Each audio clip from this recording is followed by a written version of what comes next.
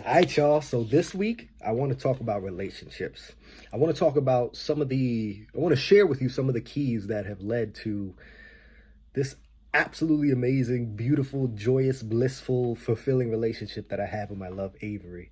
If you don't know, we've been together for 10 years, met at 16 years old, and now we're 26. We just had our 10-year anniversary and got engaged. So I'm extremely blessed to have met the love of my life at 16 and to be able to have her in my life for the rest of my life. I mean, it's just the biggest blessing that I have. And I hope that you guys don't mistake longevity for success. Don't like equate those two, because I'm sure there's people out there that have been in decades long marriages that are unhappy, right? So longevity, just because we've been together for 10 years doesn't mean I'm a relationship expert or anything like that.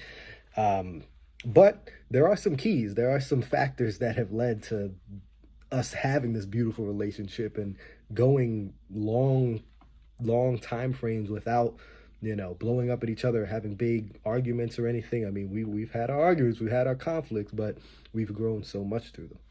So I want to share a couple of things that have led to this beautiful relationship that I've had over the last 10 years.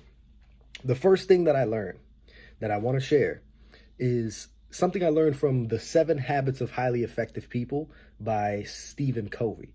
And one of the habits is seek first to understand, then to be understood.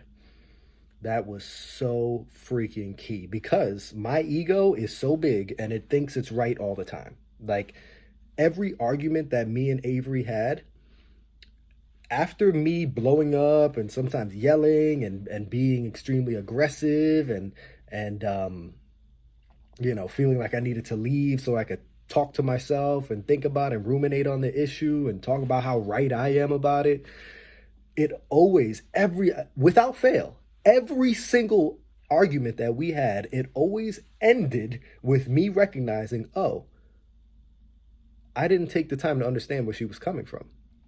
I was so focused on being right that I jumped down her throat and just focused on see my point of view, see my point of view, see my point of view, and didn't take any time to have empathy for the person that I was supposed to be the love of my life. Had no empathy, was completely self-absorbed and focused on being right.